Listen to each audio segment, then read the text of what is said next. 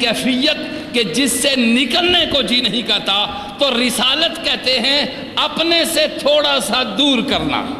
جب اس کو رسول بنایا جاتا ہے تو اپنے سے تھوڑا سا دور کیا جاتا ہے، اپنے سے تھوڑا سا ہٹایا جاتا ہے، اور ہٹا کے اپنی مرضی سے نبی کبھی دور نہ ہٹے جب تک رب کی مرضی نہ شامل ہو۔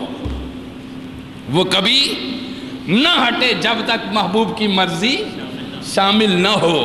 اس کی خود مرضی ہوتی ہے کہ میں اس کو رسول بناؤں، اور رسول بنانا یہ ہے کہ پہلے منہ رب کی طرف تھا، اب منہ آپ کی طرف ہو گیا۔ ادھر سے لے رہے ہیں اور ادھر سے، اس کو خوبصورتی سے واضح کیا ہے، واللہ یوتی وانا قاسم۔ جب واللہ یوتی تو سرکار کا یا نبی کا منہ مولا کی طرف ہوتا ہے، جب وانا قاسم تقسیم کر رہے ہوتے ہیں تو منہ آپ کی طرف ہوتا ہے۔ رسالت کی حالت نبوت کی حالت سے کمتر ہے، لیکن جس کو نبوت اور رسالت دونوں مل جائیں وہ برتر ہے۔ تنہا نبوت اور تنہا رسالت، جی نبوت کی حالت برتر ہے اور رسالت اس سے ذرا کم درجہ ہے، مگر جب یہ دونوں مل جائیں کسی کو، نبوت اور رسالت، تو یہ بلند تر درجہ ہے۔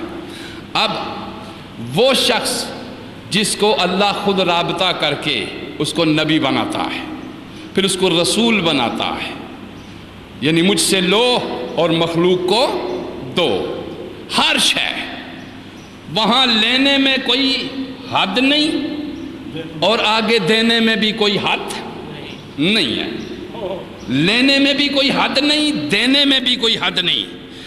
وہ دینے والا بھی لامحدود ہے، اور پھر جس کو خود نبی بنایا ہے وہ لینے میں بھی بڑا لامحدود ہے۔ آپ دیکھیے ذرا غور کیجئے، تو نبی، نبوت اور رسالت، اب وہ رسول، وہ نبی جو حالت محویت اور حالت کیفیت اس میں ہوتا ہے، اور اس سے اللہ کے ساتھ ان کا ربط اور تعلق قائم ہوتا ہے، اور اس نبی سے لطافت اور نفاست میں ما فوق الفطرت یا ما فوق العادات، ما فوق العادات کوئی عمل اس سے صادر ہوتا ہے تو اس کو کیا کہتے ہیں؟ معجزہ۔ یہ تھا۔ اب پچھلے جمعے پہ جو میں نے بات کی تھی آپ کی، جو ذہن میں بٹھانے کے قابل تھی، وہ یہ ہے کہ معجزہ اللہ کی قدرت ہوتی ہے، اور اس کے حکم سے نبی اور رسول کے ہاتھ پر ظاہر ہوتی ہے۔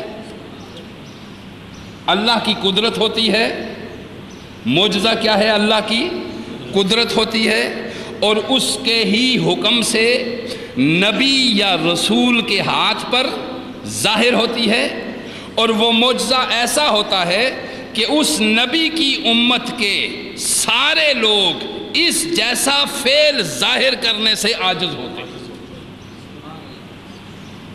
یعنی اس امت میں اس جیسا کام کوئی اور نہیں کر سکتا۔ اب معجزہ، اگر معجزہ نہ ہوتا تو ہر شخص نبوت کا دعویٰ کر لیتا، معجزہ اگر نہ ہوتا تو ہر شخص نبوت کا دعویٰ کر لیتا۔ معجزے نے آ کر، یعنی وہ ایسی قدرت جو امت کے تمام افراد میں نہ پائی جائے اس وقت، اس جیسے، تو اس نے معجزے کے آنے سے ہر شخص کو نبی بننے سے ہٹا دیا کہ وہ ہر شخص دعویٰ کر دے کہ وہ کیا ہے۔ چونکہ میں اب اس آگے دوسری چیز، معجزہ یاد رکھیے، معجزہ رسول کا اختیاری فعل نہیں ہوتا۔ یاد رکھیے، معجزہ رسول و نبی کا اختیاری فعل نہیں ہوتا۔ اگر کوئی اپنے اختیار سے ایسے شعبدے کرتا ہے تو وہ نبوت نہیں، وہ معجزہ نہیں، وہ معجزہ نہیں ہے۔ معجزہ رسول کا اختیاری فعل نہیں، نہ رسول اس کو ظاہر کرنا یا نہ کرنے کا اختیار رکھتے ہیں۔ آپ سمجھ گئے؟ چونکہ یہ سراسر قدرت ہے، اور ہر نبی، ہر رسول، ہر ولی، ہر غوث، ہر کتب، ہر ابدال وہی کرے گا جو وہ ان سے کام لے گا، خود کوئی کچھ بھی نہیں کرتا۔ جس طرح بابا بلے شاہ نے کہا تھا نا، میں گڈڑی ہاتھ ڈور سجن دے، اڈا جیویں اڈاوے، میں خود کچھ نہیں کر سکتا، میں اس کے ہاتھ میں ہوں، وہ جس طرح مجھے پھرائے میں پھرتا ہوں، جیسے اڑائے میں اڑتا ہوں۔ سمجھ گئے؟ جہاں پیچ لڑائے میں لڑا دیتا ہوں، اور جس کی ڈور کاٹے میں کاٹتا ہوں۔ آپ سمجھ گئے؟ یہ ہے قدرت اور یہ معجزہ ہے، نبی کے اختیاری فعل نہیں ہوتا۔ یہ ایک ایسا امر ہے جو اللہ کے پاس سے اس کی مشیت، اس کے ارادے، اس کی قوت اور اس کی قدرت کے ساتھ رسول کی مدد کے لیے اترتا ہے۔ آپ سمجھ گئے؟ اہل علم کے لیے یہ بات بتا رہا ہوں کہ یہ معجزے کی قوت اور قدرت رسول کی مدد کے لیے ہوتی ہے، اور یہ مدد اللہ اتارتا۔ اب یہ خاص کر کے یاد رکھنے والی باتیں ہیں۔ جب یہاں تک ہم نے ساری چیزیں دے دی تو پھر ہم سے کہاں توقع کوئی کر سکتا ہے کہ ہم نبی کو سجدہ کر سکتے ہیں یا کسی انسان کو کر سکتے ہیں؟ پھر ہم سے کوئی ولی معجزے دکھائے، کرامات دکھائے تو کہاں ہم سجدہ ریز ہوتے ہیں اس کے سامنے؟ یا کوئی نبی کرامات معجزات دکھاتا رہے تو ہمارے سجدے نہیں۔ مقصد یہ ہوتا ہے کہ قدرت اللہ کی ہوتی ہے اظہار، ان کی عبادت نہیں ہوتی کسی نبی کی، اور عبادت نہیں ہوتی کسی ولی کی، ان سے ربط ہوتا ہے۔ ان سے کیا ہوتا ہے؟ رابطہ ہوتا ہے، اور اللہ کی پہچان ان سے رابطے کے بغیر ممکن نہیں ہو سکتی۔ اب یہ چیز آپ یاد رکھیے۔ تو اب معجزات